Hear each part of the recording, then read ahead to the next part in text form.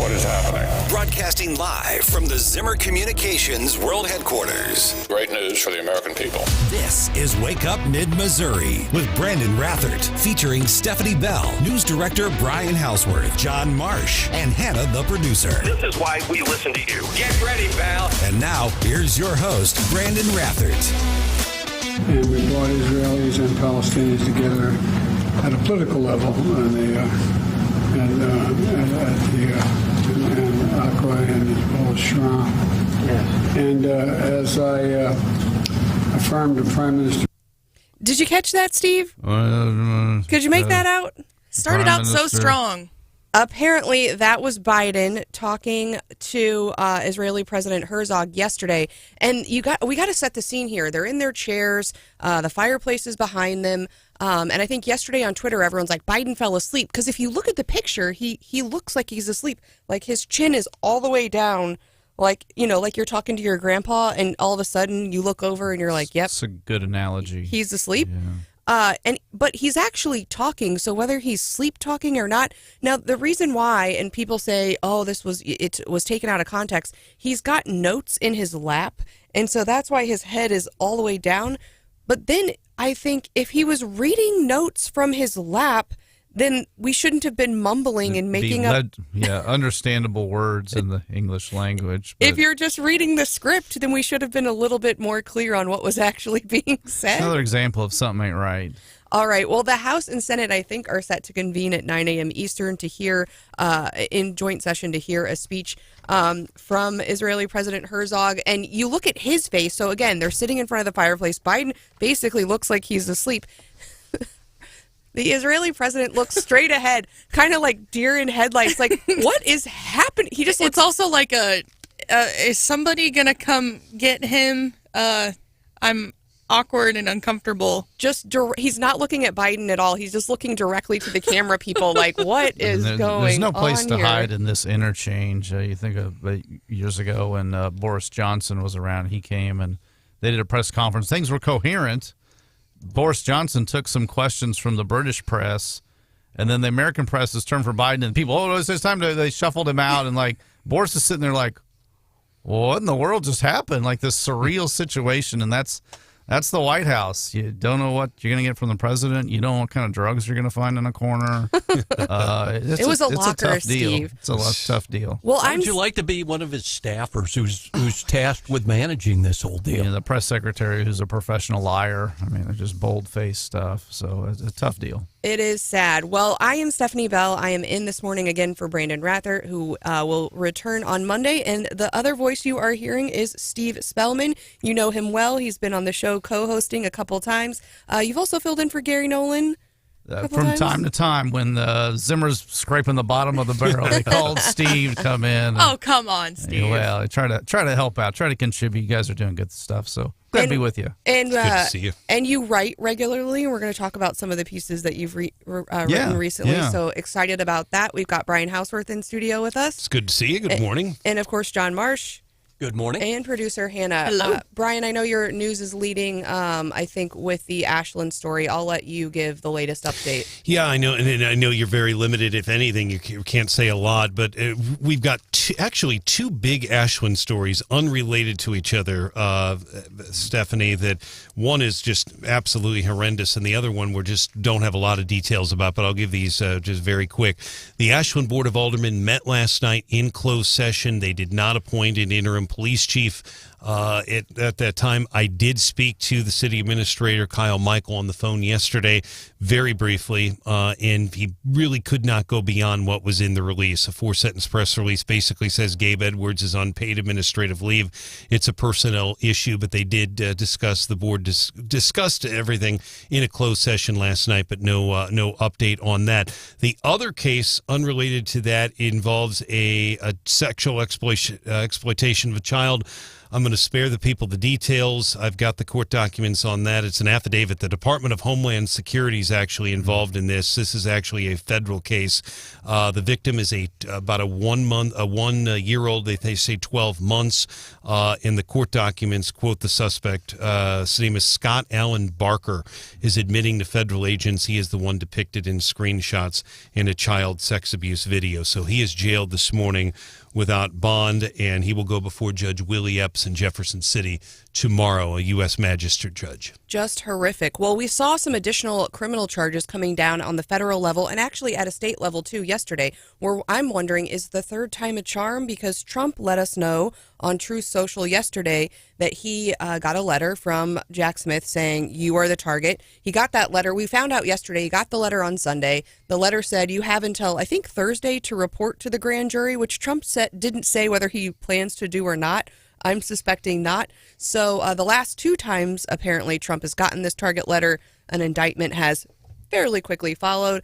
And so we know he's been indicted over the Stormy Daniels stuff. He's been indicted over the document stuff. So is the third time what's going to finally take him down? Trump said in his stump speeches in recent months, if he flies over a state somewhere, he might get a subpoena. He just has to fly over the place, and they're looking to get him. Well, and it's no shock to anyone. I think that he's the target of the investigation. This investigation's been going on a long time. They've been calling in anyone who was near Trump on J6. Of course, this is the same grand jury that heard from, for example, Mike Pence. So I don't think the fact that he's the target is a surprise. The timing, of course, is, I think, a bit interesting. And speaking of timing, I guess the lawyers on the documents case down in Florida were in court yesterday, and for the first time before the judge. And a big issue is, when is this thing going to go to trial? Obviously, the feds are pushing it, and Trump's people are saying, are we really going to take these things to trial while we're in, the throes of an election? And I think the timing matters. Do you think, I don't think they're going to hold these things till after the election. No, it's not the first accusation they've thrown at him. It's not going to be the last. I think it's just going to be endless. I think endless through the whole election, even beyond. I think as long as Donald Trump is living, there's going to be accusations come after him. And that's his number one talking point, isn't it? They're going after me. This is illegal election politics, and this has nothing to do with the election and all. And right. And he cycles back to that every time he speaks with a stump speech. I don't know. As Brandon would say, the walls are closing in. And we have all of the audio from that, of them saying that from Trump from years ago. I mean, every time there's a new allegation, that's what they've been saying. And he just persists. And I mean, there are other investigations going on. We know there is an investigation going on in Georgia, for example. And everyone kind of thought that indictment would come out before some of these others. But that one is still apparently ongoing. And then, of course, yesterday, new was that the Michigan Attorney General charged 16 fake, quote-unquote, fake Trump electors with felonies. And did you see the list of these folks? Anyone? Apparently they are, it includes their state co-chair and their Republican National Committee woman, and a couple of elected officials, too, were on the list. So, but if you look at the average age of these 16 people... senior citizens. Big time. And I'm just thinking, is that the biggest issue there in Michigan right now, is charging our senior citizens for Trump support? Got an 81-year-old that was doing crooked stuff, maybe. Well, and, I'm also thinking, though, and I get, since Brandon's out of town, I have to wear the conspiracy hat a little bit. And I'm thinking, Trump is constantly saying, I'm being targeted. So is the Michigan Attorney General coming out and charging all these people right before the Trump indictment, saying, no, you're not being targeted with the J6 stuff. Obviously, they've gone after a lot of people who committed violence on J6, but up until now, they haven't gone after, I don't think, anybody who wasn't involved in the actual the other acts on January 6th, except for this Michigan thing. So maybe, is there some collusion here of them saying, hey, if you were in any way involved, even if you weren't the people who were, breaking down the doors at the Capitol, we're going to start charging you. And it gives it gives the Democrats some cover to say, no, we're going after anyone who was involved in any way in, the election side of J6. I wonder if we'll see some similar charges from, Arizona and New Mexico and all those other places where, they allege to false electoral college participants declaring Trump the winner. I wonder if those states will come after him next. And we know the attorney generals talk, and they oftentimes work together. So I wouldn't be surprised if we saw other charges. That's a good point, John. John, what do we know about the Powerball this morning? Anything new? I have my couple bucks set aside, but it's a $1 billion jackpot. Billion with a B, as Brian likes to say. We all showed up to work this morning, so it wasn't any of us. Right. Well, when's the next drawing? Is it tonight? Tonight. So we still have time to buy tickets, and it's yet to be said whether we'll all be here tomorrow morning. Those become a snowball effect when it gets this kind of attention in the news. Like, oh, well, I'll go buy a ticket too. Even the folks that don't usually. And so, I know we haven't bought any in a long time, and I keep seeing them pop up on my fridge, and I'm like, my husband might as well give it a try. Well, somebody's got to be a winner, right? Eventually. So why couldn't it be you, Steve? It could be you. You can't win if you don't play. That's the thing. That's right. So Steve's taking us all to lunch when he wins. All right. In Paris. John will throw a pizza party for us. And I consider it just my extra donation to education, right? I mean, I feel good about it. I know where you can donate to education, Stephanie. No, thank you. Very targeted philanthropy to a very worthwhile young person, yeah. Biden is going to help you out. Haven't you been paying attention? He's going to find a way to save everyone and stick me and Steve with the bill. Trying and to John. buy Hannah's vote over here. Right. Twisting her arm. Yeah, and the problem is he'll mumble his way through it and we won't be able to understand what happened. What was that, Mr. President? You said you were going to forgive all of my debt. That's for sure. He's going to tell you what website to go to. www. What was it? Don't hold your breath, Hannah. Well, I won't. We've got an exciting show coming up. I'm going to talk to Steve some more about the recent writings he is doing. I always enjoy your pieces. Yeah. We've also got a regular guest, Raven Harrison, coming up in the 7 o'clock hour. We have been talking with her about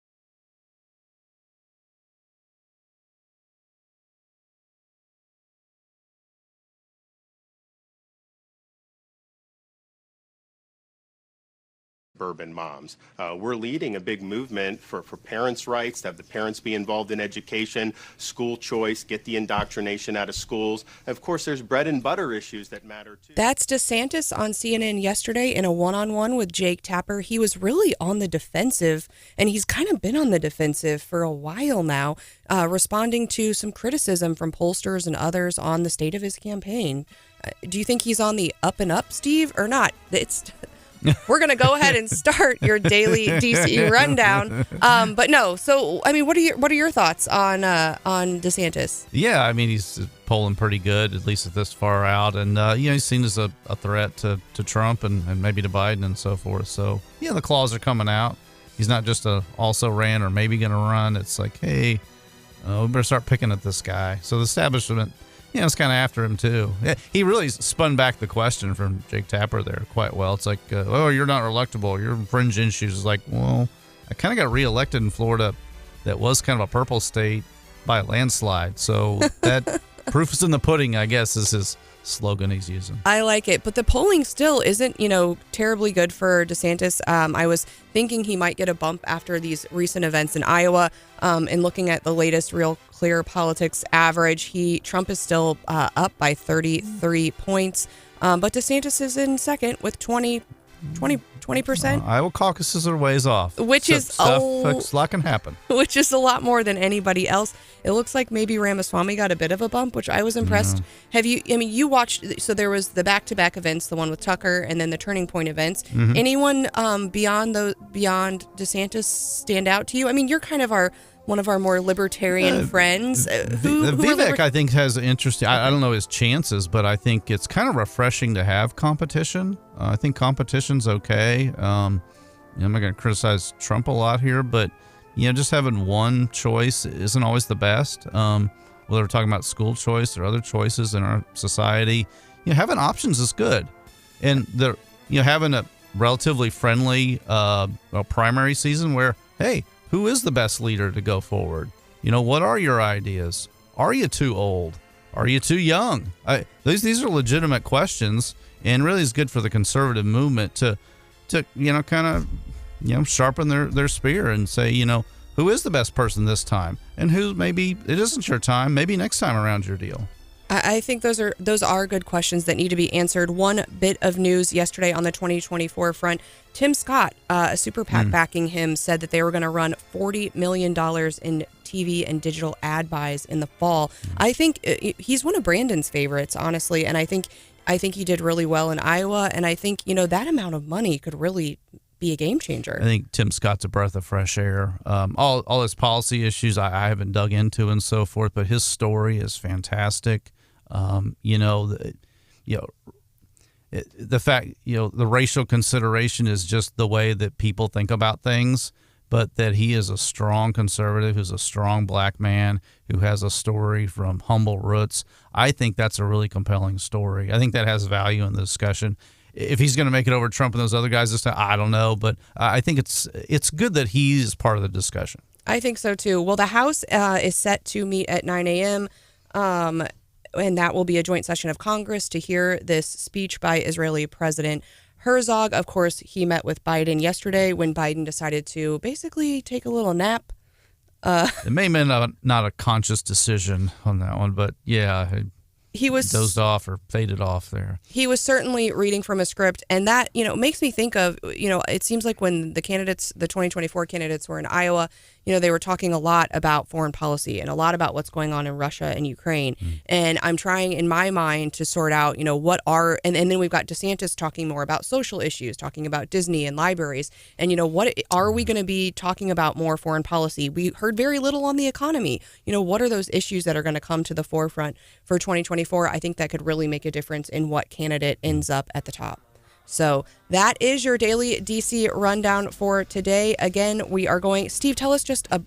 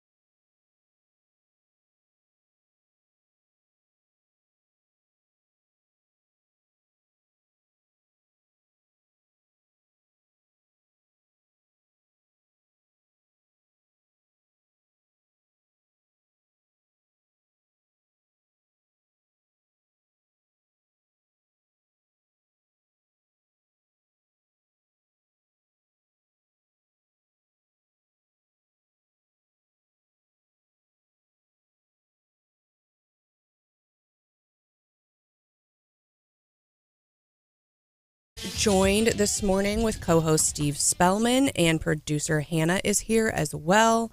Hello. And we've got John Marsh. John, some big news yesterday in Jefferson City having to do with a local pharmacy. Can you fill us in there? Oh, I think John might have had to step out for just a minute. Let's go to you, Come Steve. back. All right. Hey, John, tell me this Come on, news man. about...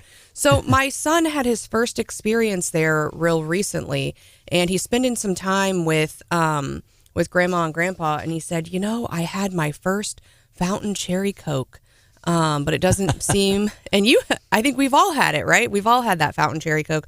But it seems like that might have been his last opportunity. This was big news yesterday. Yeah, this one came out of left field. We'd heard some rumblings in just the days before, but Whaley's Pharmacy in Jefferson City, founded by former Mayor Red Whaley back in 1943. They're selling their 3 locations out to Walgreens, which is, like it or not, is quite the trend of neighborhood pharmacies selling out to the big guys. And yeah, a lot of small businesses are, facing increased pressures now. And I've seen, it seems like they're selling to Walgreens, but other folks are just, shutting their doors. And I've seen several announcements here in mid-Missouri over the last couple months that have me at least concerned. Steve, I mean, you're talking to businesses and business folks. In fact, a good friend of mine, a local business leader, said, for a while now, it's like a lot of local small businesses are in some sort of long COVID. It's like, there was the gyration of shutdowns and how you come back and keeping staff and cost of goods and increasing prices. But it's like there's a lot of small businesses, Main Street versus Wall Street sort of thing, just kind of in this funk. And, they're maybe finances and their confidence maybe just isn't quite right still. And, seeing more businesses that's like, maybe I just can't make a run at it like I used to. I need to do something else. And, selling to a larger group or something like that, or merging, or just closing doors because it isn't working out. We'll probably continue to see some of that. Well, and I think with our current leadership, it's hard to be optimistic, especially with, not knowing who the nominees are going to be in 24, and with all of the uncertainty. And, you're trying to put food on your own table. You're perhaps, putting food on other people's table, and you're trying to decide, can I withstand another Biden presidency? That's a tough choice for folks. Yeah, there's got a lot of caution. There are still a good number of deals going on. You go around communities, there's still building going on. There's hiring going on. Obviously some caution and so forth. But, life's going on for most people to some degree. It's not as easy as it used to be. Cost of living is a thing. That's affecting more and more people, though. I think back when we start talking about places like Whaley's and neighborhood pharmacies going out of business. We had quite the flap on Holt Summit number. Was it last year, a year before, where their St. Mary's Health Center had their small pharmacy there in Holt Summit Pharmacy, and they closed their doors, kind of left people in another small town without any pharmacy to go to. Yeah, and the medical field at large, I think when I was on last year with Branden and so forth, and you guys... we're talking with MU Healthcare, and was it St. Mary's merged with them? I guess announcement some weeks ago. So Capital Region. Capital Region. Yeah. I'm sorry. Yeah, the other. So consolidation in the medical industry as well. There's medical billing is one of the most darn complicated things there is in the world. There's federal mandates and reimbursement things, and the finances are real wacky. Boone Hospital Center has been some things in the news with. Como Buzz has reported that, they really haven't had a profit for a few years. Part of that's COVID, and part of it's, longer term considerations. So, yeah, I mean, as someone who spent a lot of time working with downtown Jefferson City and working on Main Street issues, seeing places like, some of these, institutions of our local communities close their doors, it's hard to watch. But, certainly, there are incentives for people, like you said, and current pressures. But a sad day yesterday in Jefferson City hearing that announcement. I know for a lot of folks who have really good memories of visiting that soda fountain at Whaley's East and Drum. Now, if we're talking, if we're moving from the small guys to the big guys, and we're talking about the really big guys, a lot of times in your own community, you know your local pharmacist, the small business person. But if I go to the bank and I'm trying to invest my money, I have very little control. And we talked with Secretary of State Ashcroft on Monday, and he's been doing some work in the ESG space, and I think published an op-ed in the Missouri Times this week about that. And you're praising him for that. You think that it's a good idea, and he's kind of implemented this new rule that you think's a really good idea, being in are prominent in the world, out of the UN, some big fund companies. And so the concern from folks like Secretary of State there is, well, is that occurring and people don't know about it?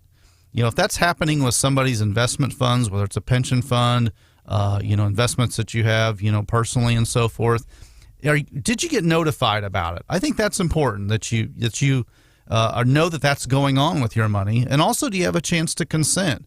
If there's notice that that's occurring, you have a chance to consent or not. Okay. And if somebody wants to invest in, environmentally, sensitive funds and so forth, I think that's up to them. I've had clients, maybe of left political leaning, that's important to them. And you have a discussion. It's like, well, is that you sure that's what you want to do? Okay, there is a solution. But I think the thing is that people don't consent to that, and that's happening with their money, and they didn't even get notified about it. I think that's a problem. Yeah, and so what's the, ultimately, what is your investor's goal? Is your investor's goal to make you the best return, or to make you the best return while still investing with companies that might have these other incentives, ESG type incentives? And you're saying, as long as I, check the box that says, yes, I'm okay with option 2, then that's fair. Well, there's some new rules and regs in some areas. And one good rule of thumb is it a financially viable investment in the first place? Do you have a diversified portfolio? And it basically makes financial sense, but also has additional screen of, trying to be environmental or whatever. Again, if somebody wants to have that and it performs similarly to other investments in the world, okay. But yeah, the thing is, okay, I might be putting something for political purposes that I didn't know about, didn't have a change of consent to, and it's not doing as well. Yeah, it's like a backdoor really theft is the feeling, and that rubs people the wrong way. There should be disclosure of this sort of thing. No, I think you're right on, but I also have some concerns because I'm thinking, like, what does that checkbox look like? Is it like when I log onto my social media and they're like, check here to consent to all of our terms of service? Am I checking here with just like a long list of everything else I'm consenting to, or am I doing it with some sort of actual knowledge? Again, what provider can you trust? And if it's a robot or something, maybe you don't know. If it's a big company that maybe is doing that and they didn't tell you, that's a thing. But, that's where, going back to a local provider, whether it's your local pharmacist that, can give you a background on options that you have as far as medicines or other things that they have over the counter that can help, fit something. You need a cane or something else that they give you advice that, the Amazon isn't going to give you. And so a lot of people, you go to the Walmart or the Amazon, you get something that's cheap, you think you know what you want, but service is important too, and that more people aren't maybe valuing that, and they're not voting with their dollars for local service because it just costs maybe a little more usually. That's the way that the economy's kind of evolved. It really, Steve, in the investment space too, I think there's a lot of concern for people out there and the due diligence of your financial advisor when people end up going, well, boy, I sure didn't know that Canadian company was wholly owned by a Chinese firm. So some of that's a challenge to unwind. But, the thing about the ESG thing as well is, even if it's labeled that way or not, is that the direction the world's kind of going anyway? And there's talk of, woke corporations and so forth that, that maybe they're not on their sleeves saying they're ESG, but they're kind of doing those sort of things anyway. The UN is pushing that quite a bit. And in our big cities on the coast, that's more and more the culture. So that is becoming more and more the default in a lot of sectors of our society. But I think as, an individual investor, a lot of times I kind of feel like my hands are tied. So for those of us who have, investments, what's your recommendation? I mean, I just need to make an appointment with my financial planner and just with a list of questions, or, and are there good sources for other, should I start Googling? What's the best plan for me if I have an interest in avoiding ESG investments? Yeah, so really it's another screen really for folks, expressing concerns like you just did. The Wall Street Journal in May had an opinion piece that basically there was a third party that dug into proxy votes. So a lot of these mutual fund companies that own a lot of shares of stocks in their funds, and they vote like they're the owner. So when there's decisions about board of directors or policies, they're like the shareholder that shows up to the meeting, but they got bazillion shares, so they kind of have a big weight of that. And it kind of ranked who were the most resistant to ESG, I think was the measure that they had. So, third parties that are sorting through, okay, what are the greenest funds, the most social justice investments, but also, hey, what firms are concerned about that? And people that have those concerns that you expressed might have to screen towards that. So it's not just neutral versus ESG. It's ESG's kind of become a little bit the norm in the world, if you will. And so if you want to filter back out away from that, you almost have to ask that question. Yeah, I think more questions certainly need to be asked, and a lot of us kind of, plod along and just, I don't have time, or I don't, and we have these serious political concerns, and it's something that we should be asking more questions about. Yeah. And you think about, how it's impacted our own world with things like the bank failures, and a lot of the criticism directed at the banks were that they were focused on these social justice concerns and other things, and not just straight up banking. And if I'm investing my money in a bank, the number one rule should be you should be good at banking, and when I want to go take my money out, I should be able to, if I put my money in, I want to be able to take it out. When those crises hit the news, people ask, well, how does that work? I never thought I had to think about that. FDIC coverage, well, it's just well, is where I'm at okay? What kind of coverage do I have? How does that work?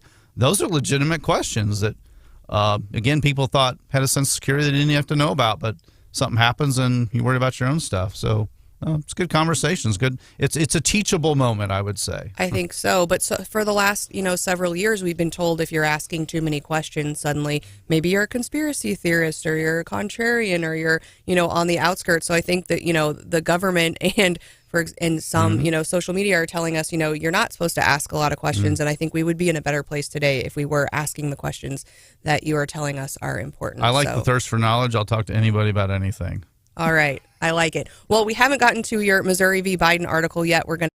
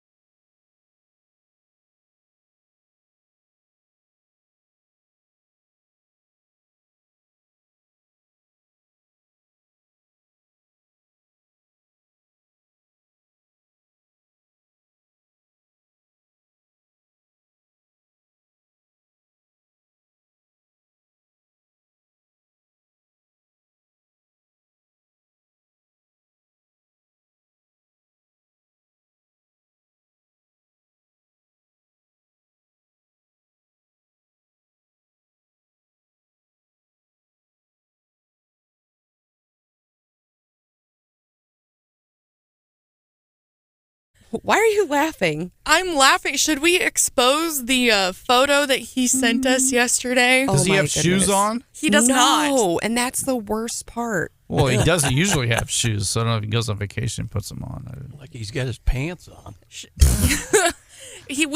Stephanie and I received a disturbing photo from Rathert, and it has 2 of his grandkids in it, so we probably can't post it. But he was making his grandkids rub lotion on his bare feet. Like, give him a foot massage. And he was like, yeah, I give them $1 every time they do it. And the kids just had big old grins on their faces. And Stephanie and I were like, gross. That is the worst. His bare toes are in the photo. It's Got hairy legs and kids turn That's like blonde in the sun. Joe Biden level creepy. Yes. Blech. And he nasty. And you can't have like very nice feet if you wear flip flops all the time, right? Because your feet are just like exposed. I don't know. Gross. I'm not. I'm still scarred. I'm scarred as well. But he is having the time of his life visiting his grandkids. Hopefully they're having the time of their lives too, despite giving free foot massages, apparently. Well, no, he said he gives them $1 every time. They've been all smiles in the pictures he I sent. don't know what they're doing in Idaho. Yeah, I took my shoes off, but I have sock feet.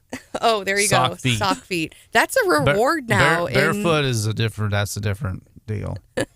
That's a reward in elementary school. I know my kids can save up all their Eagle bucks and pay to wear sock feet. Really? Yes, and that's like a reward, like lunch with the principal or sock feet. And Lunch with the principal. Is that punishment? Yeah, no kidding. but You they, act up in class, you have to have lunch with the principal. or I think maybe you get to sit in the principal's chair. I don't know. There's a whole list of options, but sock Sit feet in the is. principal's office while the principal eats. I'd rather have a pizza party. There we go. I like that. Like the old buckets for reading books where you get like a free pizza. I think that's great. Well, coming up tomorrow, I do want to preview tomorrow's show. We've got former Missouri governor candidate Rick Combs is going to co-host with John Marsh. We've also got State Representative Jim Schulte and Cole County Commissioner Harry Otto joining them. So we hope you will join us tomorrow. But now, Steve, you have an article that is set to publish, and you're a regular contributor to the Missourian. You write these articles. I think they're always very thoughtful and insightful. And your latest one is on Missouri v. Biden, the big win. Yeah, I'll post either later today or tomorrow in print probably. But give us a preview. Yeah, Missouri versus Biden. So what was it when Eric Schmidt was AG? I guess this came about. I guess this is a story, and basically, it's about social media censorship. And if a platform, it's kind of their platform, and they want to have criteria where they want to see this or that. Again, if they let people know about it, that's great. But it's kind of their thing.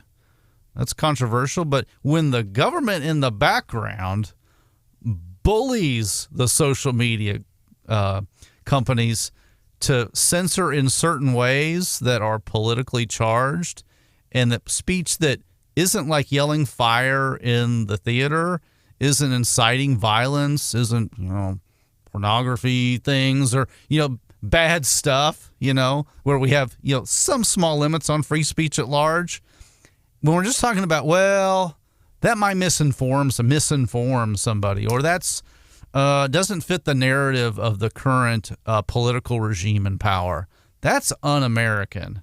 And we found out that from some of these revelations. The Twitter files showed that there's stuff going on there. And basically the court said the federal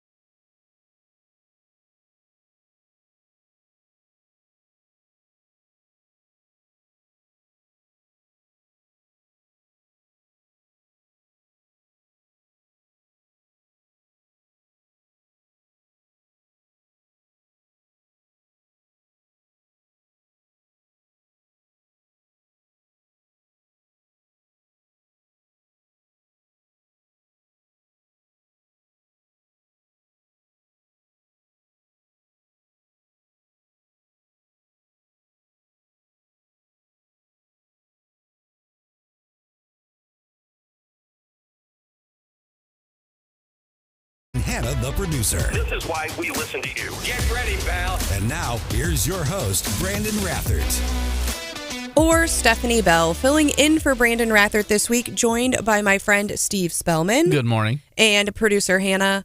Hello. And we've got John Marsh with us as well. Yep. We're also joined by Raven Harrison. And a couple weeks ago, for What's Hot with Hannah, Hannah unlocked, she said a new wedding fear had been unlocked in that I think a wedding store had closed and the brides could not get a hold of their dresses. Yes, a bridal shop just up and defaulted on their lease and left a bunch of brides hanging. And as I was chatting with Raven yesterday, I have had a new election fear unlocked, and we've talked a lot about the ills of AI. And I tend to think it's a good thing, but it freaks me out. Branden is completely obsessed with it and regularly has long conversation and I think long walks on the beach with ChatGPT. But I tend to be a little bit more skeptical. I haven't really, other than, artificial images and some of these, kind of silly social media memes, I haven't really seen it used politically. So Raven, what's the big talk about AI in elections? Well, the talk is that the FEC is saying they're not going to regulate, which is pretty much par for the course right now of government saying, we're really not going to do our job and we're not going to give you a reason why. But here's where you've seen it in real time. So when Joe Biden announced he was running for re-election, or the teleprompter told him he was running for re-election, he had that speech made within minutes of his making that announcement. There was an artificial intelligence, there was an AI-generated ad from the Republicans coming out and immediately criticizing. And that is real time. Usually response time is in the days, definitely in the hours, but never in the minutes. So that means they can literally criticize you before you finish your speech, but it's pulled from, from all these different sources online, which means you don't have to have a specific content tool or political creator. Anyone can do this. Anybody online then can pull multiple ads and put out an ad, multiple sources and put out an ad like this. That's the danger of anybody can be now a content creator, and that should scare everyone. And I can see it, though, being used both ways. I mean, you said we need a little bit of regulation in this space, and I don't think I necessarily disagree with that, but we were just chatting with Steve about his article with Missouri v. Biden and social media companies, censoring speech. If we, let the government step in and start regulating AI, wouldn't we just get more of the same type of censorship, potentially? Well, here's the dilemma. So right now we've got an issue where Zuckerberg had put $400 million, tech giant had put $400 million into influencing elections for a particular party. Now we're going to turn this over to anybody. Could be you, could be me, could potentially be behind these with multiple anonymous sources, putting these ads together. Could be partially true, could be wholly untrue. We don't absolutely know. And then we've got on the flip side of saying, okay, well, this is protected First Amendment speech. Does First Amendment cover AI? Does it cover artificial intelligence? Is that a constitutional right for AI? That's a really deep one if you take a look at it. Yeah, human-created machine. There's programmers that kind of put the parameters in it, and then it kind of summarizes things based on computer programming. And I think it goes back to the viewer, the consumer of social media or whatever platform it is they're looking at. What do you trust? What is actually human-derived, for one thing, and what's a robot? When you go to these websites to log in or sign up for a email list, it says a checkbox, I'm not a robot, right? And you got to pick the pictures of the bus or the bicycle or the traffic light or whatever. Those are the worst. And it's a filter, so there isn't bots, but yeah, it's what do you trust? I think it's a good point you have. How do you, having to tell a computer that you're not a robot is probably the irony of the century. Yes. But again, what falls into protected free speech? That is a constitutional right for people. So if we're going to start getting on that slippery slope of, do robots qualify for protected speech? Well, and I think I'm a little bit worried because, the high powers that be in tech tend to lean more left. And so I worry about the Democrats getting out in front of us on this, on AI, and then us being at a disadvantage. I was concerned on Monday as we were recapping Iowa and everything that had happened over the weekend and the news about the DeSantis campaign. And I checked his Twitter trying to grab some clips from Iowa, and he went silent between July 13th and July 17th. No tweets at all after they had said, his campaign staff is dwindling and all of these things. And, I'm thinking he could have used AI for those 4 days to at least keep his Twitter account up and engaged and rolling. So I worry a little bit about us, being afraid of it and then getting behind on it and not using it to our advantage. Are we paying attention at all or trying to learn this? Well, it's kind of interesting. You have an interesting point, but here's the duplicity of it: is we don't know fully, what that's capable or who's going to jump in or what legs this is going to take. So we've already got the governing body saying, most of this will be protected. We're going to let these gray areas stand. So if you are the candidate, if you are DeSantis and somebody just starts, posting God knows what, what is your recourse? What recourse will you have if this becomes, out of bounds? If this goes into the completely untrue ad, if this goes into, okay, it's a voiceover and it's not mine, how do I prove that this is not Deep my fakes, voice, yeah. this is not my image? And then the people are saying, well, you're kind of on yourself because we're not going to get involved. That's where it should be stared. Sure. We are talking with Raven Harrison. Check out ravenharrison.com. She's got books and some fiery socials, so check out her website. Yeah. Raven, we saw Scale AI CEO Alexander Wang, the wonderkind who works with the Pentagon on AI, and he testified before the Armed Services Committee, I think it was just yesterday, and said, look out because the Chinese are spending 3 times what the U.S. is into weaponizing AI. Well, they are. This is something everybody wants to be on the frontier for, but we have to be very, very careful. We barely have a handle. We still have a lot of issues we have not dealt with in the 2020 election. We couldn't handle stuffed paper mail ballots. And now we're getting ready to go into a new frontier where pretty much anyone with access to social media can become a political content creator with absolutely no oversight or regulation. And that includes... if you didn't like what Zuckerberg's doing, you're really not going to like what the kid in his basement is doing. Or what China's doing, right? Or what China's doing. Yeah, that's terrifying. Well, I think you and I chatted before. I think all of the news yesterday on Trump came out. Trump appears to be facing potentially a 3rd indictment. Any thoughts on that, the latest? Oh, yeah. This is the spaghetti doctrine. We're going to throw everything at the wall and pray that something sticks. This is proof to what I've always been saying. They cannot stop him. So they're literally desperate to keep him from running. And what I tell people is it doesn't matter what side you're on. This is showing you that the government thinks they know better who they should allow to run for office. And this is fundamentally against we the people.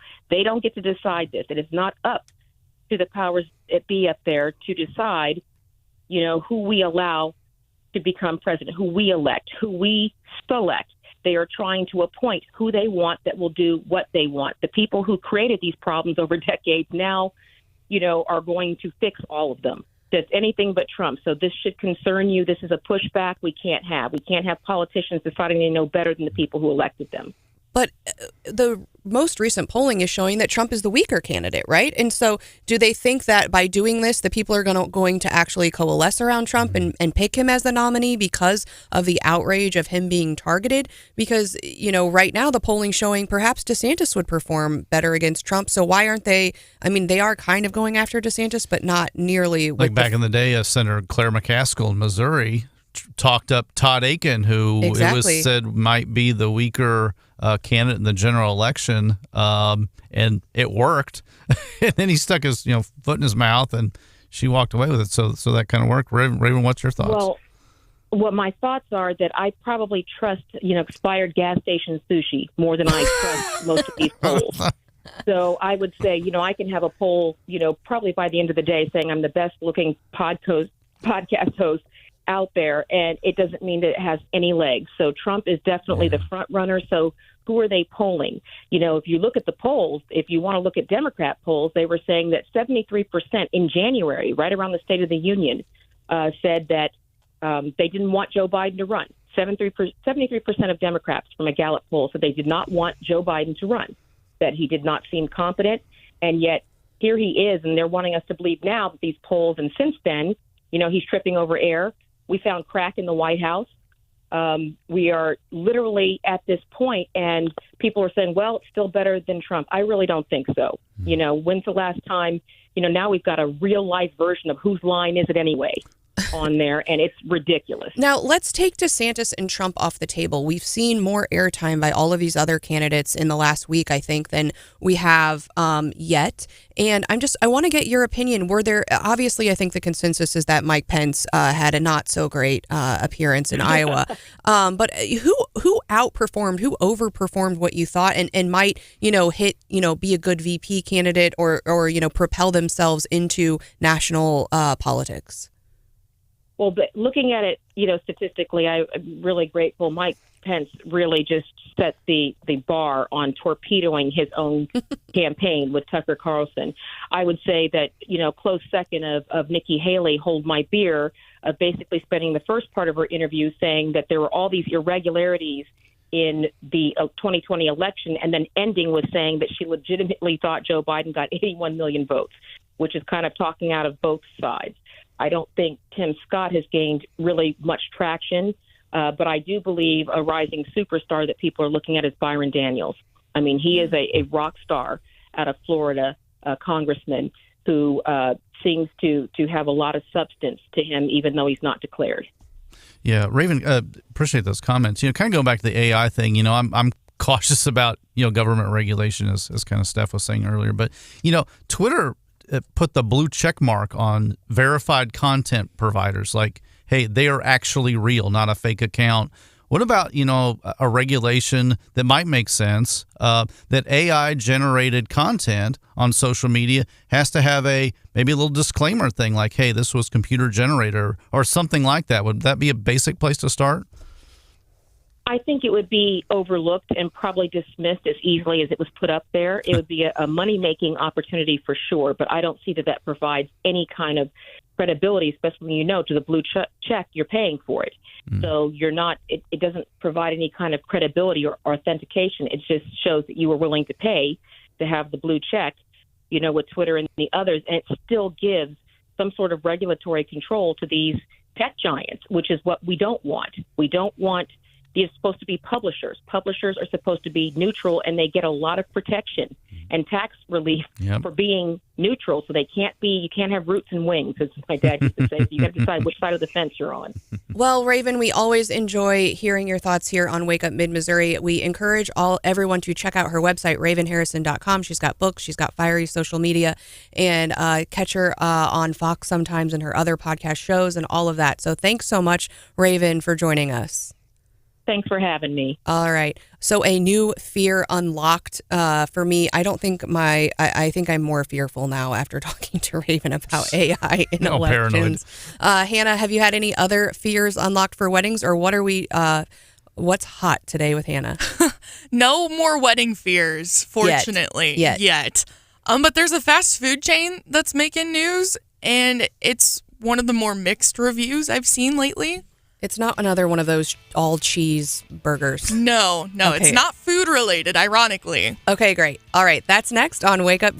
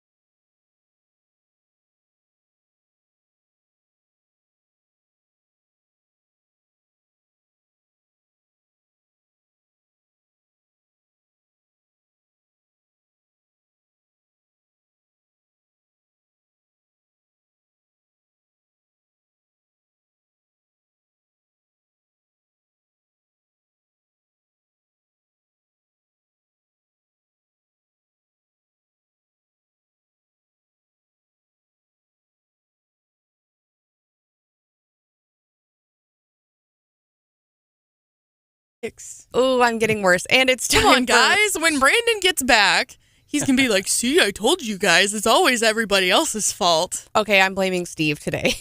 Or we can blame Raven because she's not here. Over here. All right, it's time for What's Hot with Hannah.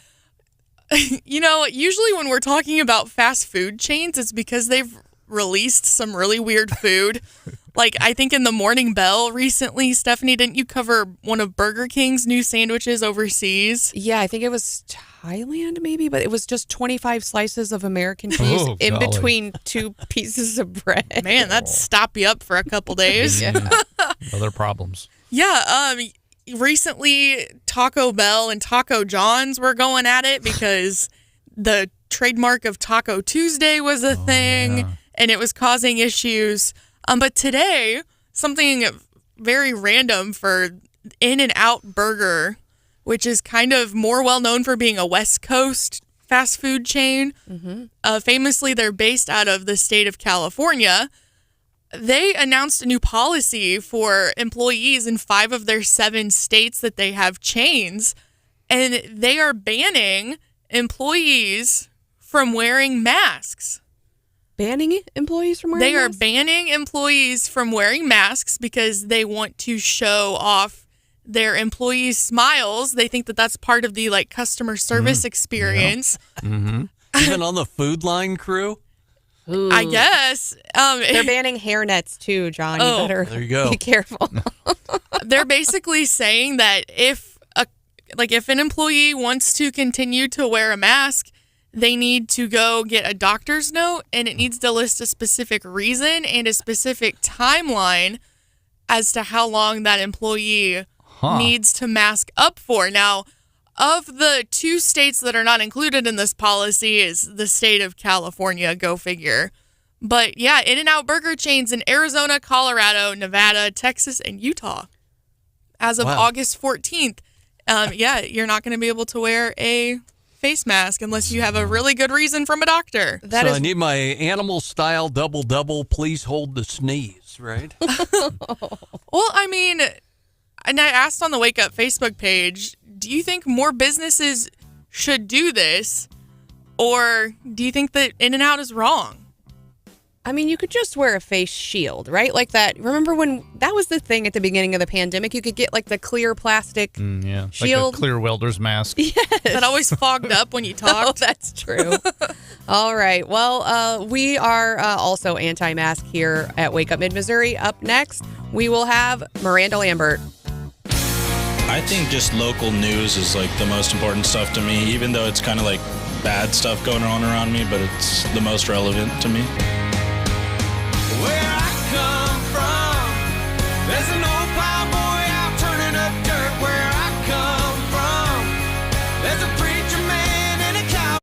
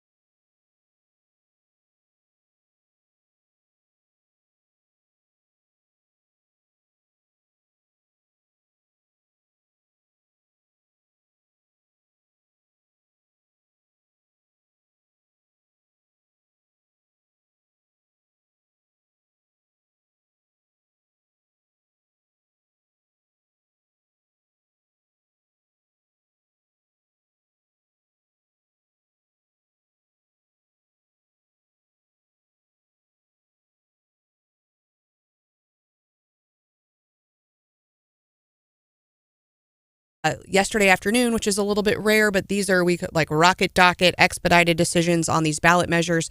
And we knew this was coming up. The case went to Cole County, and it's over the abortion ballot measure. Our auditor and our attorney general are in a bit of a spat over the auditor's role in drafting fiscal notes and then the attorney general's authority to review the legality of those fiscal notes. And so it's really a matter of statutory interpretation. And that case, we expect a decision very quickly because ultimately what they're waiting on is the proponents of the ballot measure, the folks who want the abortion ballot measure to go before the voters, need to collect signatures. Before they can really get out and collect signatures, they need to know what the language is that they have to put at the top of the petition. And I believe they've also filed, so this is all about the fiscal note. I believe the proponents have already filed a lawsuit about the way the secretary drafted the summary statement.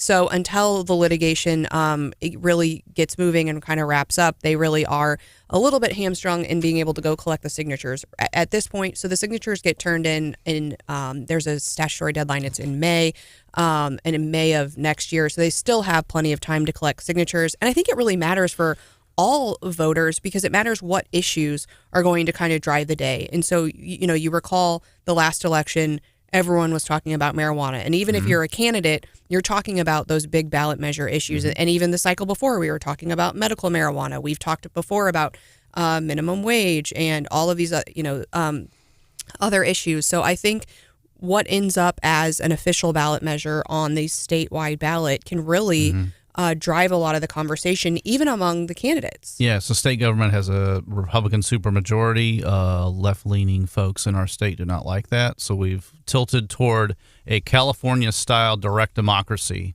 going to initiative petitions and so forth. Our legislature should have had some sort of initiative petition reform earlier this year. That didn't happen, and that's crap. And so we have ideological lawfare that's going on, and people trying to sneak something to voters with some, pretty slogan, and it's this, and don't worry about the details that are many. And then, Republican officials in the state trying to find a loophole to block it or slow it down and so forth. So it's a tough situation. It is interesting. Steve, you bring up some very interesting points. I would also point out that the governor has a big role to play too, because he can decide if something goes on the August or November ballot. He places the timing of that, and that's huge. I mean, because so but it makes it's still going to get voted on. It'll be usually August. It's August or November, and generally for I know Medicaid expansion and if they get the signatures, because some folks have fallen short recently. They have, but Medicaid expansion did get on the ballot, and so did the right to work. Although that was a referendum, very similar. I would add one other thing that I think people forget about. I constantly hear people say the voters of Missouri approved Medicaid expansion, and they did, 53%. But what they failed to point out is that it failed in 108 out of 106, I should say, out of 114 counties. It passed because of Boone, St. Louis, St. Charles, Platte. It's 7 or 8 counties, and it barely crossed the threshold at 53. Right. But people are saying that, especially the activists, well, these lawmakers in rural Missouri, they're overturning the will of the people. Not their constituent. Their constituents did not want Medicaid expansion. In fact, if you look at the poorest areas of the state, deep red states, poorest parts of the states, those folks voted against Medicaid expansion. It's not for me to decide if that's good or bad. That's a policy issue. But the bottom line is, you can pass something, and it could pass theoretically in 5 or 6 counties and win statewide. And that's what the Democrats were hoping Nicole Galloway could do in the race in 2020, and it didn't work out. Yeah, and that's been a pattern. Big part of it, right, Steve? I mean, the big debate that we saw at the Capitol, and Brian can attest to it. They're right in the midst of this when the legislature was trying to sort of reel in the whole IP process, was people saying, a lot of these amendments, are they really anything that should be constitutional amendments, or should they be dealt with as state law?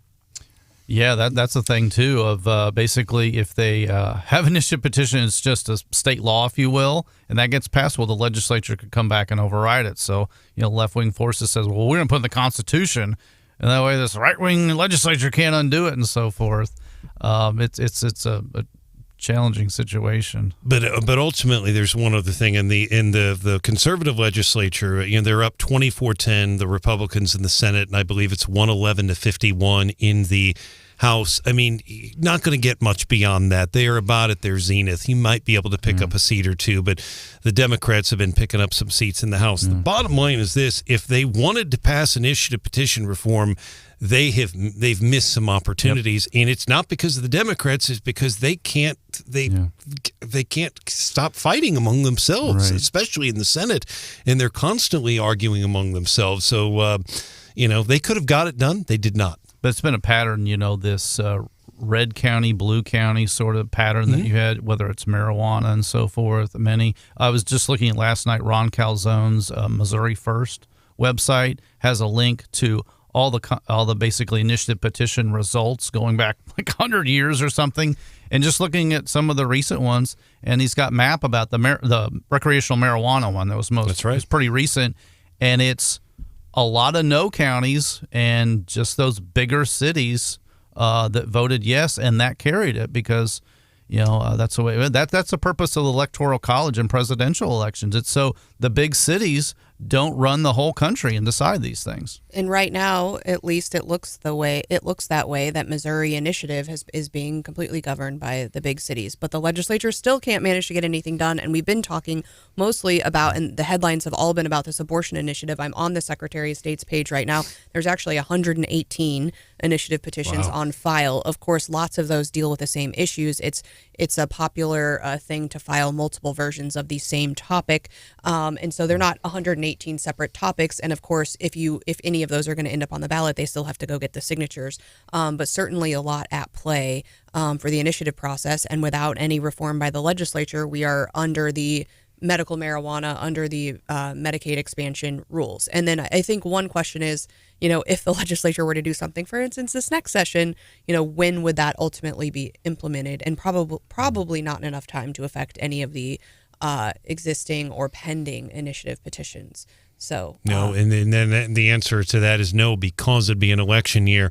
If they pass it, you're talking about barely passing it. You're never going to get an emergency clause. You're not going to get 2/3. So it would take effect August 28th. That would mean the governor would have to put that on the ballot if it were to even pass in November. So the Republicans, quite frankly, missed the opportunity for them. Again, with a lot of the infighting, they couldn't decide on a number of things. But I expect Stephanie will be voting on at least one, if not multiple, abortion measures next year, and we'll see how that goes. And of course, you bring up a good point, Brian, because we have a provision in the Missouri Constitution that says, if there are two competing measures, the one with the highest votes prevails. And so should a left-leaning abortion initiative gain traction, there's always an opportunity for a conservative pro-life measure to also hit the ballot. And then we've never had to really decide that issue, but it could be really interesting, and especially for Missouri lawyers. Yeah. All right. Well, Miranda Lambert, is she out of the green room yet? Hannah, can you grab her for us? I don't see her out there. Well, we are going to be hearing from her, right? Because we heard a little bit from her last concert. Yeah, I mean, we'll be hearing about her maybe. It's been making the rounds around the Twitter. You've got that audio? Is it up? I do. Okay, let's hear what she had to say at her last concert. Something bound to fall apart. I'm going to stop right here for a sec, Danny. I'm sorry. These girls are worried about the selfie and not listening to the song. It's pissing me off a little bit. Wow. Wow. So these folks, and Hannah and I were texting a ton on Monday about this, mainly because Hannah was making fun of me, because if you are taking a selfie apparently at the Miranda Lambert concert, she's going to call you out. But I thought, how rude.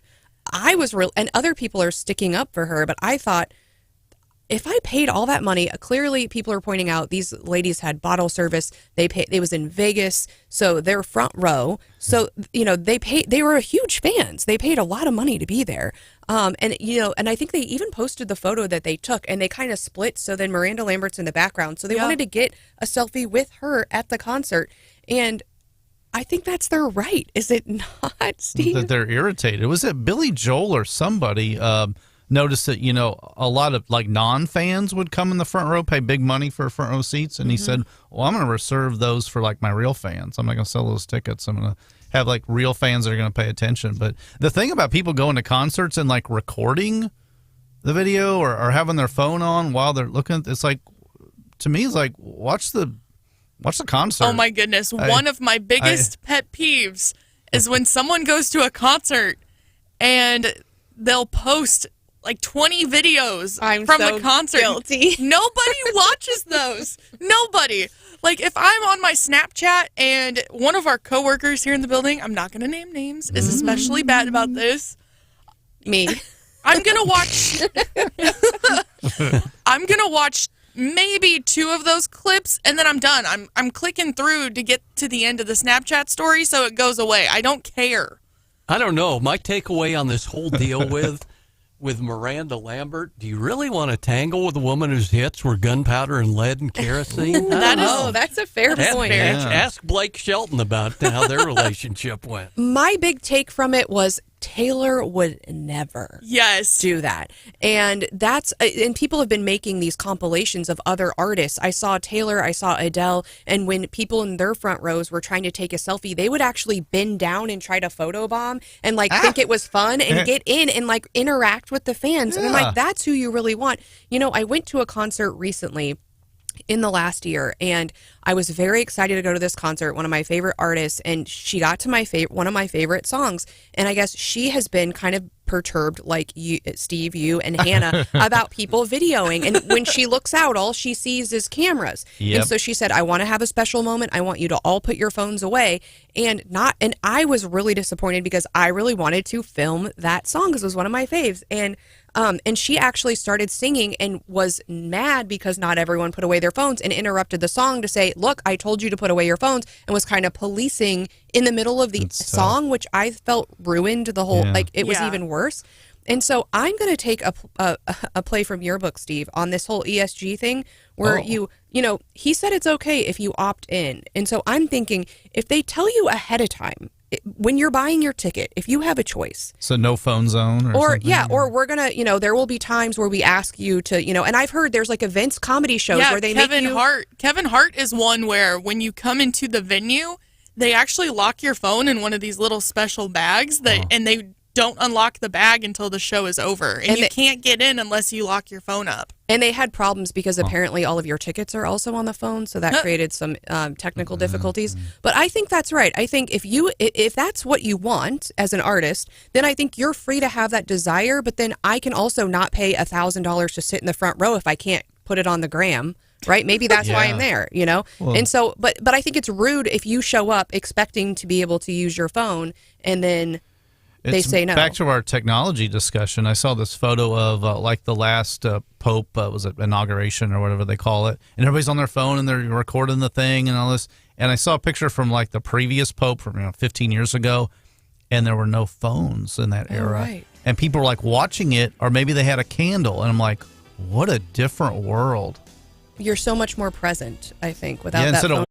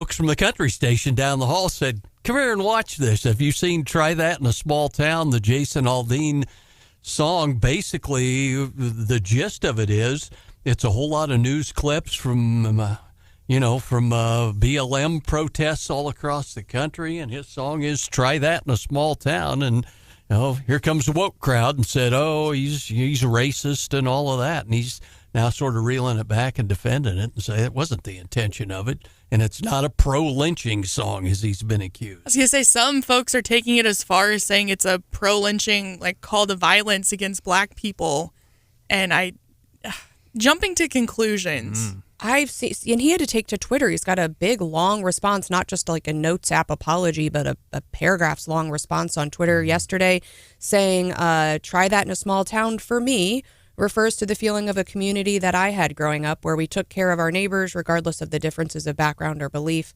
And he says a whole bunch of other stuff, but basically, his politics aren't a secret, but that, the song's been out since May. It's only since the music videos that it's been out. It's been causing Maybe a lot of... Southern Poverty Law Center found it or something. They're going after him. Sort of like back in the day, people can remember way back the heat that Merle Haggard took when he came out with Okie from Muskogee, and people were all up in arms about that.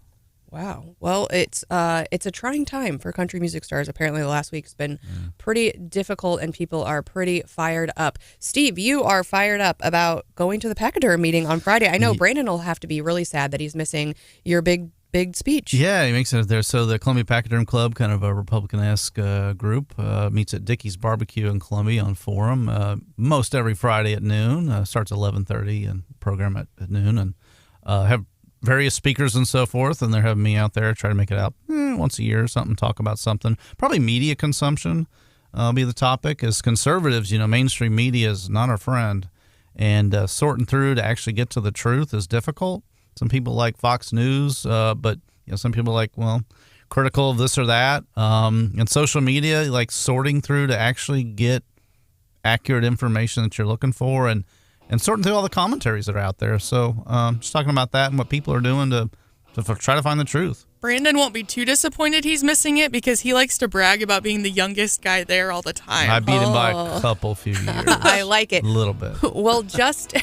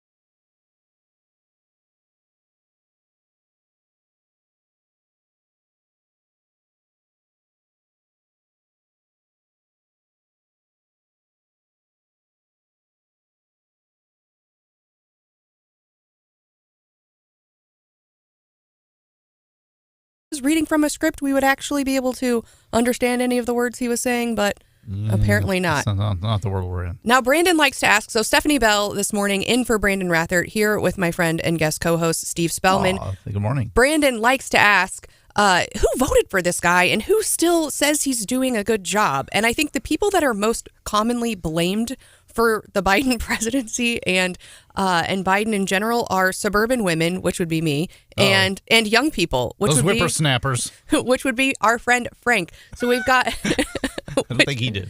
Well, no, I don't think so either. But Frank Catanzaro is with us. He is the chairman of the Missouri Young Republicans, and we are happy to have him because I think a lot of people do. They look at young people and they think, oh, they're all progressives. But we've got a growing group of young Republicans. And Frank, I want to welcome you into Wake Up Mid-Missouri. Hey, good morning, guys. Stephanie, thanks for having me on. Yes. I just hope you're not insinuating that I in any way supported Joe Biden in 2020. No, just want to make that clear. Yeah, make that disclaimer, brother. We know you didn't, but we're going to be counting on you to make sure he doesn't return to the White House, all right? You guys are working hard for us, right? We are. I can assure you, young people all across the country, we are motivated and we are ready to get rid of Joe Biden next year. Now, tell me, so I'm trying to figure out two things, and I think the same thing that everyone's trying to figure out for 2024, what candidate is going to rise to the top, and then also what issues are going to be, forefront in 2024. And I think that could be different based on age category. A lot of people that are getting old like me and about to celebrate, bigger birthdays are more concerned about the economy. Is that what you're hearing from young Republicans, or is it more social issues? Yeah, it's a little bit of mix. I think depending on who you're talking to between 18 and 40, which is kind of the young Republican age group, it's going to kind of be between the economy. It's going to be between inflation. It's going to be between some of the social issues going on. But I think just overall, I think our age group is just shocked to see the direction the country has been moving in, especially over the last 3 years. And we're not able to recognize the country that we grew up in, the country that we hope to have a family in, start a business, be able to, hopefully at some point, be able to own a home, even with 8% interest. It's pretty difficult right now. And it's just very difficult for young people to kind of recognize this country. So I'd say economy, factor in some of these social issues. We're seeing a lot of young people really interested in seeing companies kind of get away from this woke ideology. We saw what happened with Anheuser-Busch recently with Bud Light. I mean, they went from being the number one most selling beer in the country to like number 10 now in less than 3 or 4 months. So I'd say those are kind of some of the key issues that our members are kind of focusing on. Certainly. And when young people are looking at candidates, I know I've talked with my own friends about this, and some of the past presidential elections, we kind of looked at it and I'm not ready to vote for a presidential candidate that's younger than me or that's my age because I don't myself feel like I'm qualified to be the president. Does age matter with young people? I mean, you've got some younger candidates in this race on the conservative side. I know you talked about woke ideology. That's a big talking point for Vivek Ramaswamy. Who does age matter, and who are young people excited about? Yeah, I mean, obviously we want to get more young Republicans elected to office. That's part of our mission as an organization. People between the ages of 18 and 40 running for local, state, federal office. We actually have a lot of young Republicans that are members of our state legislature right now. We've got young Republicans that are elected to Congress. We've got young Republicans that are even governors in certain states. So, age is an important factor, but I think it really comes down to being able to have that mental stamina. And as we seen with Joe Biden, that's clearly not there. So it's a factor, but I don't think it's the most important thing to our members. All right. We are talking with Frank Catanzaro. He is the chairman of the Missouri Young Republicans. Frank, talk to us about some of those younger candidates out there and maybe the mindset of some of the younger voters, too. Do they kind of queue up with more of a libertarian idea than a traditional conservative mindset? It's a great question. I'd say it's probably a good mix. I mean, I'd say there's a growing movement within the Republican Party on more of a libertarian bent. The social issues, especially on the conservative side, might not be the primary motivating factor for a lot of young people. It might come down to the economy. It's going to be their bottom line, just like it is for most voters. And I really think a lot of younger voters, they're looking at candidates like Vivek. They're looking at candidates like the former president who's decided to run again. And I really think a lot of young people, especially politically motivated, kind of in tune with what's going on, want to see how these first sets of debates go in the fall. You know, we've got a debate coming up in, I believe, the middle of August.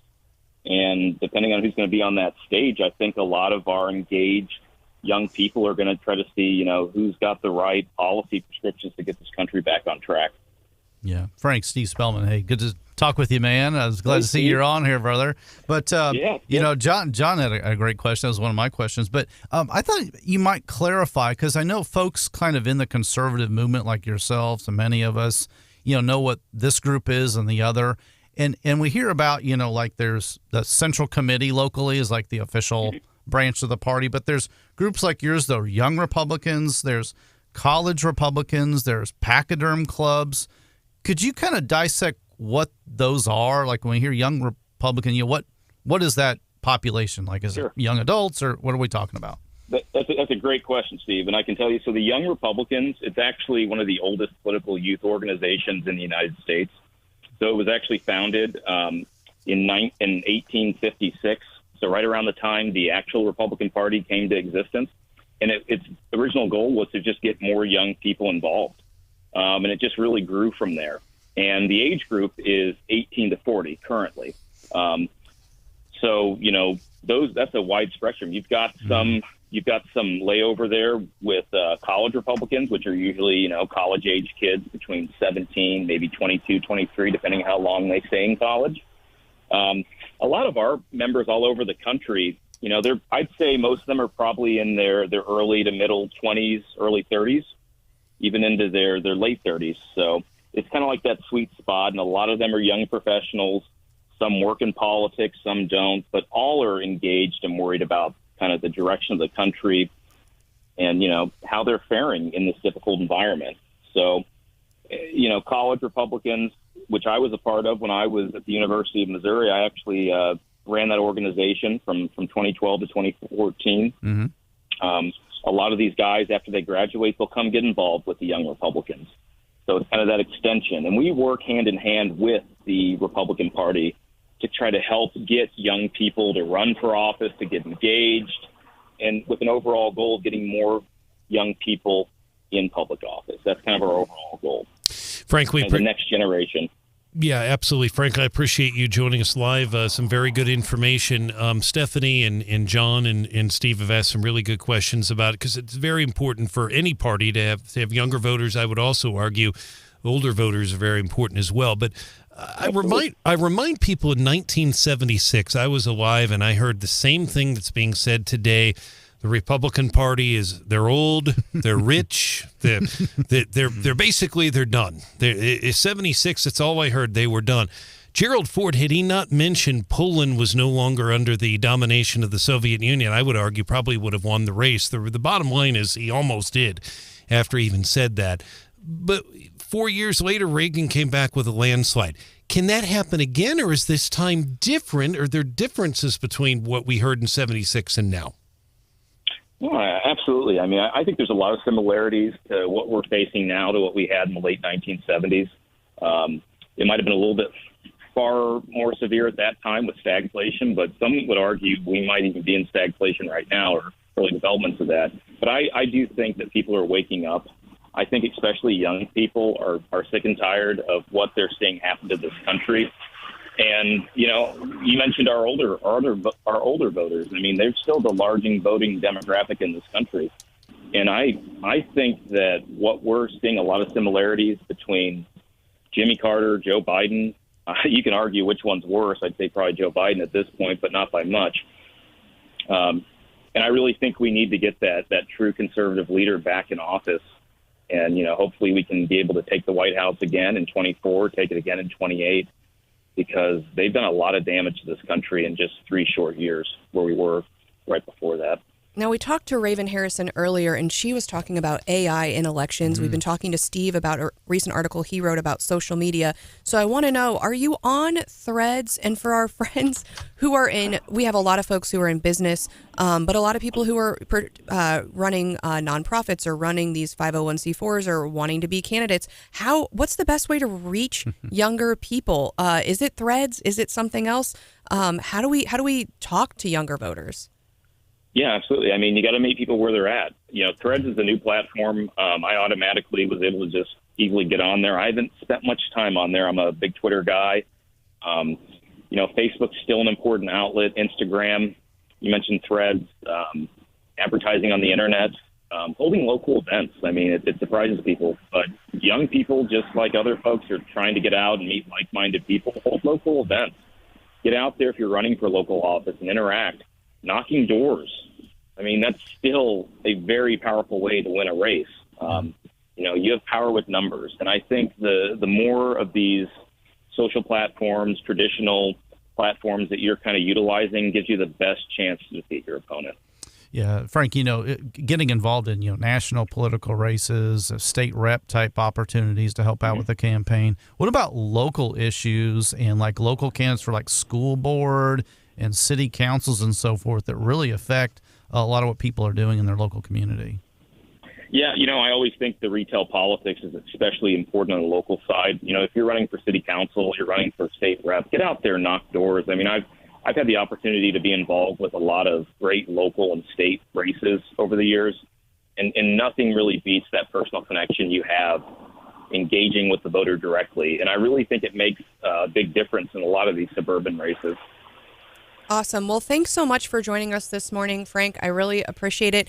And it's easy for us to think that we're still young at heart and kind of opine on what young people are feeling and thinking, but it's another thing to talk to you directly and get your opinion. So I hope as we look at what's to come in 2024, we get the opportunity to chat again. Anytime, guys, and please visit and get involved. If you're between the ages of 18 and 40, your listeners, it's the Missouri Young Republicans. We've got chapters all throughout the state, and we're on we're on Facebook and Twitter at Missouri Young Republicans. Awesome. Thanks so much, Frank. Well, coming up, we have got the morning bell, and we did a Chipotle story not too long ago because they had an avocado machine, a robot that peeled. Steve's laughing. That took care of some work.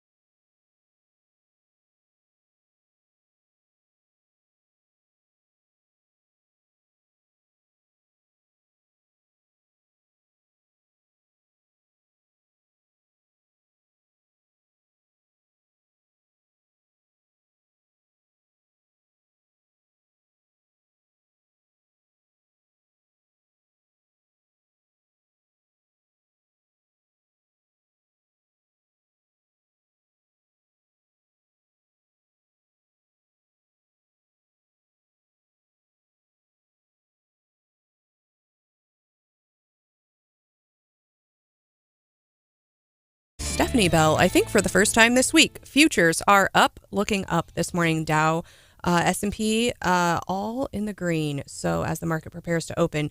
Now, Chipotle, I think, can do no wrong. Their food is good. It's fast. It's reliable. I mean, there's some really fun hacks that they've been putting on TikTok that apparently if you order correctly, you can get like a lot of food for not very much money. I like that. But I just think I haven't seen them make a misstep like a burger with 27 slices of cheese on it. Didn't they have like an E. coli outbreak a couple years ago that Blah, killed a couple blah, people? Blah, blah. Nobody's perfect. Okay, yeah. All right. Well, no major missteps. My rear end. They fixed it. You know, things happen. And that wasn't their fault, right? Well, there's a new article in the Wall Street Journal, and they've got a new business strategy, and I am completely on board. And for years, I served on the chamber board in Jefferson City. I've done, being on the board of aldermen with Ashland, we're constantly looking at economic development projects. Mm-hmm. And one thing, everyone wants an Olive Garden. They want a Trader Joe's. They want these big chains. And we always are met with the professionals or the experts telling us, well, if you don't have this number of people, they won't even look at you. They won't even have a conversation with you. You have to be at X number of people. Okay. And typically Mid-Missouri doesn't meet those requirements, is what I've been told. And I'm like, well, let's just call these folks up. Like if we want an Olive Garden or Trader Joe's, let's just get them on the phone. And the economic development experts say, nope. Well, Chipotle is turning that on its head because they're saying, of a lot of their openings, small markets they started looking about 18 months ago. They started looking at their numbers. They started placing Chipotles in small towns, some under 40,000 people, and some as I think few as about 10,000 people. And they started looking at the numbers and they said, oh my gosh, these Chipotles in small towns, some of them are doing 3 times the amount of sales as Chipotles in other locations. And I think, of course they are. I mean, if you're the only game in town. Yeah, they got a good price point. Like you said, they do a good job. Their footprint isn't big. I mean, cost of doing business, land, labor rates and so forth might be cheaper there. It used to be in small town America, maybe there's one traffic light or maybe not one, like a Hardee's would be there, like back in the 80s. Sonic kind of plays that space. I know. I always give Hannah grief because Centralia has a Sonic and we don't have one in Ashland. And I'm like, we're the perfect place. Why not? They go to rural, smaller markets, like the Casey's, the Dollar General. They kind of the Midwest essentials. Yeah, look for those opportunities in smaller communities where there are people. And they're hungry for a place to, go a little more locally rather than driving to the county seat, or half an hour away to the Walmart or the whatever. So, and I just think this opens the door for additional economic development, especially for a lot of our smaller communities. And we have so many here in Mid-Missouri. And I know, like, for instance, in Ashland, we just recently opened a Taco Bell and Scooters. And I'm really excited about the potential that has to affect our tax base. And when we're trying to attract these other businesses, having Chipotle being the first one to say it is small markets that is outperforming. I hope it is, across America.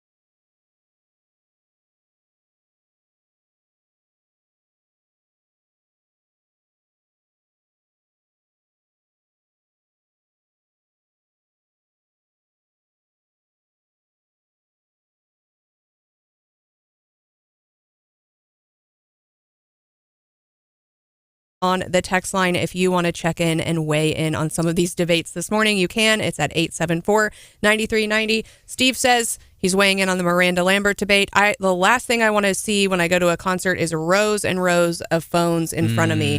And I've wondered slightly with all of the Taylor Swift videos, because she's got the bracelets that have the big lights, but then they all go with the show and they change colors and they're kind of part of the show. I wonder, is part of the reason for that, do they drown out like the phone light pollution? Does it just overtake? I mean, because you look at the bracelets rather than phones. Generally, when you go to a concert now, you see just a lot of the reflection of the phones. So like those license plate covers where the license plate scanners can't read them, Yeah, things there like you that. go. Did you see Randy's text? No, I haven't. What did he say? He said, this mid-40s guy ran like a 12-year-old girl to get a selfie with Dierks Bentley during his concert. Concerts are good people watching, that's for sure. Now, we do have Aaron checking in, and he says, Stephanie Bell, what did you guys do to the police chief? I'm going to let, as you know, I can't say a whole lot. It is come a on. personnel matter, but I do have a lot of folks checking in. Summarize public information, perhaps. I'll let Brian do that. How about that? News guy. I understand, and in KMIZ reported, and I think Stephanie would be. I mean, she said this at the meeting. You said it last night that it's important what was said in that closed meeting. Stay in the closed meeting, and that people could face. I don't know what the term would be. That basically there could be some repercussions for people for speaking out of turn, as how that was said last night. One of the media outlets said I would seek discipline against other aldermen. That wasn't what I was saying, but city staff certainly has some, information. And so to the extent you're employed by the city and you're sharing information that is not public, I think that's a disciplinable offense. Gotcha. In a nutshell, the police chief's name, as you know, is Gabe Edwards, and he is on paid administrative leave. I have a 4-sentence press release, and I've kind of summarized it on our website, 939theeagle.com and kws.com. Basically, it says Edwards' leave involves a personnel matter. In the update from last night, Stephanie and Steve and John, is that basically the Ashland Board of Aldermen met for more than an hour in closed session last night. They did not appoint an interim police chief. And the only other thing I'd point out, I did speak on the phone to the city administrator, Mr. Michael, yesterday. He confirmed it is a personnel matter. He could not comment further. So basically, at this point, Gabe Edwards is on leave, and there is no interim chief. Now, and since we can't say a whole lot about that, something we can say, and I think would be kind of headline news, but for the police chief issue is, we had a big event in Ashland this last weekend. There was a lot of talk in media and on socials about Ashland's Pride Fest. And in some of the ways that it was talked about, some people got the impression that the city itself was sponsoring the event, which wasn't the case. It was a group but it was in the city park. And so we did have a concerned resident show up to the meeting last night and express discontent with the event and with what was happening in the city park. She said she's a mother, but she didn't attend, but saw some of the photos and was unhappy with some of the photos that she saw. I think in particular, she said there was a photo with a pole. And she, in the city park, and said, why isn't this considered adult entertainment? And expressed, some unhappiness with allowing the event in the public park. Now, of course, there was a social media post from the police saying, hey, it's a private group, just like anybody else. We support free speech and folks' constitutional right, and we're going to be there just to make sure that the event, goes on without any sort of the interruption. Police social media post in Ashland was basically, hey, we won't put up with violence against this group. I'm like, was there any threat of that? I mean, it indicated like, hey, better not go beat anybody up. Like, well, people are just criticizing and raising concerns about possibly, sexually, suggestive, type things and so forth. Well, collective action is difficult. And when you've got a public park, which is a government park, a taxpayer-funded park, well, then it's open to the public, right? And like you said, the city wasn't putting on this event. It's just it was a public park where any group can come and do, what they want. If it were a private park, that institution, that organization that runs it, could do whatever they want, and we could allow whatever they want. Ashland did the right thing when it was a growing, booming community, and there wasn't a fitness center in town. Well, they didn't go taxpayer funded and say, well, we're going to have a ARC type, recreation centers run by the government. They got a community group together, recruited a YMCA, put private monies together. That's a great solution. Ashland's doing the right thing in that regard. I don't know if you're going to put privatizing the park on the table, whether a not-for-profit group, the Lions Club, a Masonic Lodge, a church. I don't care.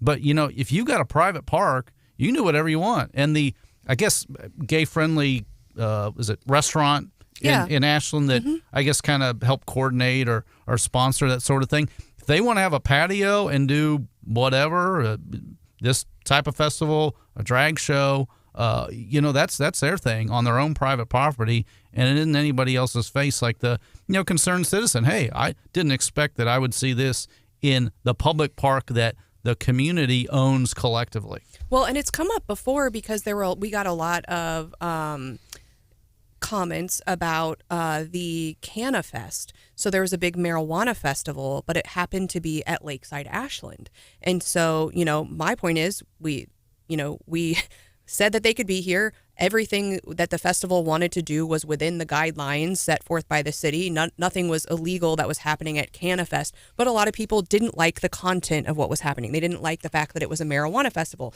Now, they do like the fact that it's going to be a country music festival in August, but they didn't like, and I said, we can't, nothing, I was strongly opposed. I'm like, we cannot do anything here. It's a private business.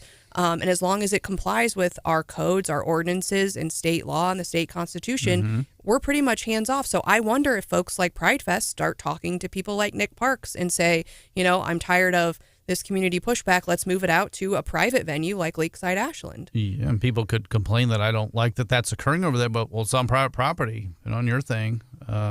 Yeah. And that is interesting that came up. I do think that the ladies' testimony, Stephanie and Steve, would have gotten more media attention, but the media that was there was obviously focused on the police chief. But, we also have had, it's kind of rare to have totally unrelated to the couple stories you've mentioned, but this child sexual exploitation case.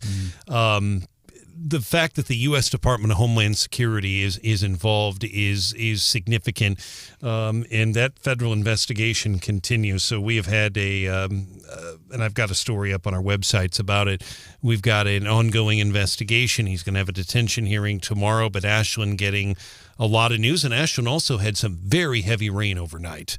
So did Columbia. There was actually a flood warning that came in overnight, 2 of them technically for Boone County that have been allowed to expire. So we'll see. But yeah, do we have a rain total? Unfortunately, they work in 6-hour increments. So the number that I have is from 1:00 this morning, and then they did a shift change. So I should get that number any moment now. I'm going to guess, looking at the ground, and again, their gauge is out at the airport on the side of a building, so it's always a little low. I would say we easily got an inch of rain. However, where my parents live in the St. Louis area, they were talking on the media there, 2 to 4 inches of rain overnight. So it has just been, we went from a complete drought to, in some cases, flooding, and now a severe thunderstorm watch in southeast Missouri. So just a very weird pattern.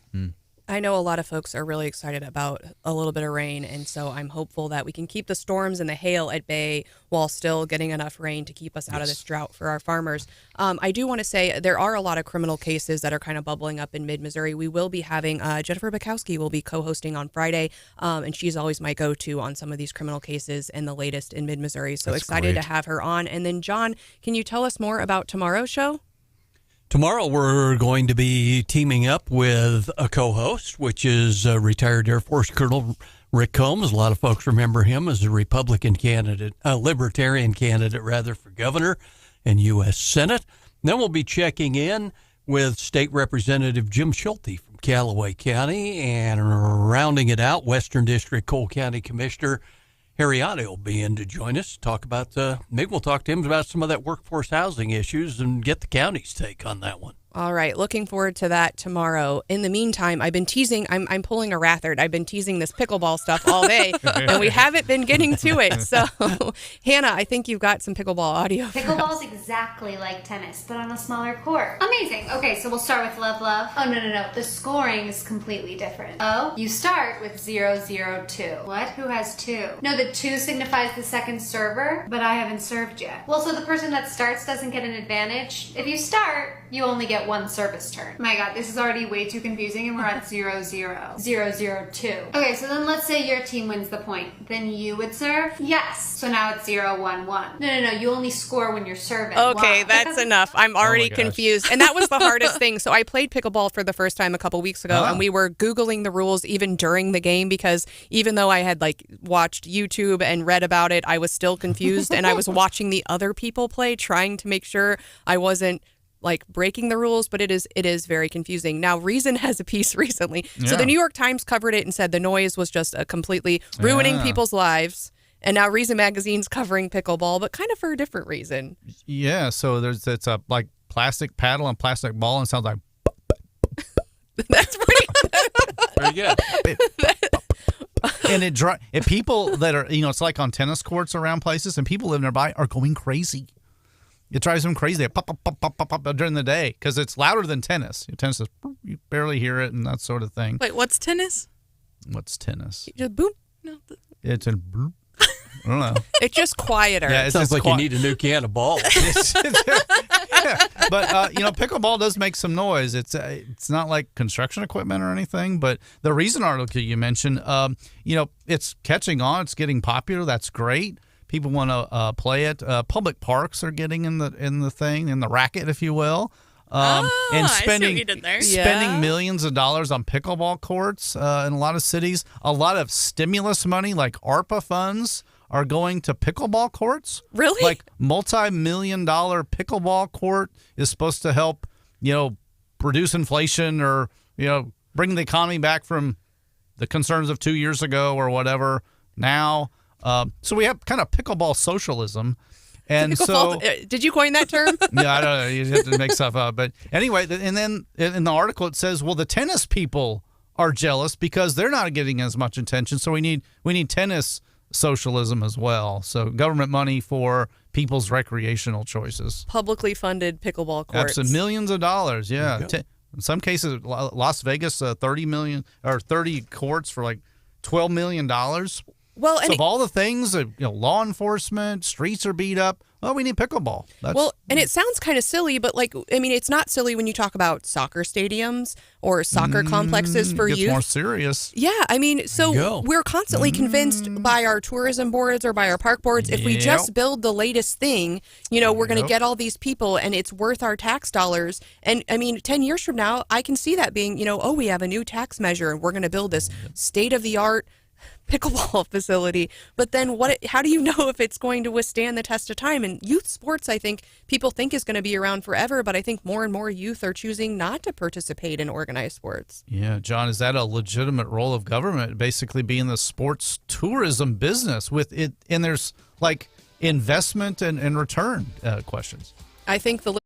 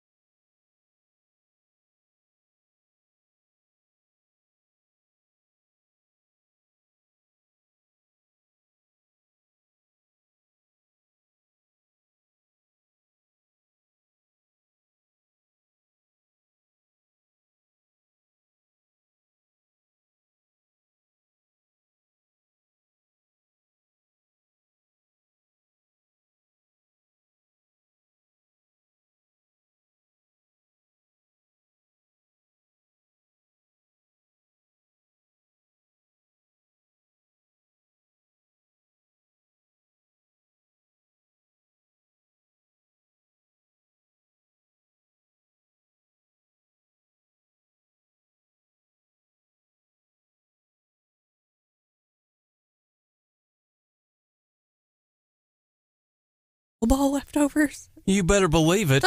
You want to talk pickleball? We'll talk pickleball. Tennis legends Maria Sharapova, arguably probably the second greatest woman tennis player ever, and John McEnroe will take on the most famous tennis couple of them all, Steffi Graf and Andre Agassi, in Pickleball Slam on ESPN next February. 4 competitors have a total of 42 Grand Slam titles, trading in their pickleball skills, their tennis skills to play pickleball at the Seminole Hard Rock Casino in Hollywood, Florida, with $1 million on the line for the winners. Maybe we should propose that for the Zuck and Elon Musk face-off rather than a UFC fight. Maybe they should just duke it out on the pickleball court. I think I like that idea. All right, Steve, you've got a story coming out of Columbia, Mo. Yeah, from our news partner, KMIZ 17. The MU research reactor begins production of 2 radioisotopes, which... radioisotopes, what in the world is that? Well, it's basically some advanced pharmaceutical type things used in biomedical research. If you didn't know, the research reactor just south of Mizzou football field is one of only like 2 such reactors in the country on the campus. It's not like the Callaway plant that produces energy, but they do research and produce things like this. So they're producing 2 other things now. One's from iron and another magnesium, okay? But there are national security concerns because some of those radioisotopes had previously come from Russia. Wow. So, desourcing from Russia and China, not our friends, is a thing. Separately, Dr. Choi from Mizzou is pitching a $1 billion expansion of that facility to do some other things. So that's in the news as well. Well, and actually Moon Choi was on one of our stations here, 93.9 The Eagle, this past Saturday with Fred Perry on CEO Roundtable.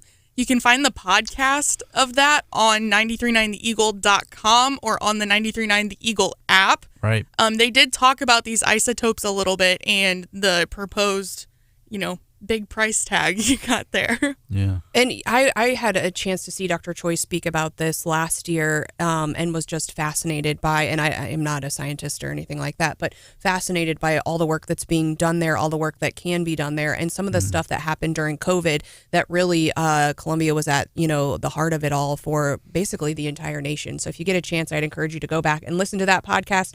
Also in Leftovers, we have Tesla is finally apparently rolling out this. Do you call it a truck? It doesn't really Cybertruck? It doesn't really look like a truck. John, was it you who said it kind of looks like a rover? Yeah, it looked like something from the space program almost. And I wonder, have they actually, you talk about like big trucks that could injure other people in small cars. Like what's a little tiny car going to do up against this thing if it's like out on the road? Vehicle, yeah. It almost looks like a military style vehicle or like, something that you would take to space.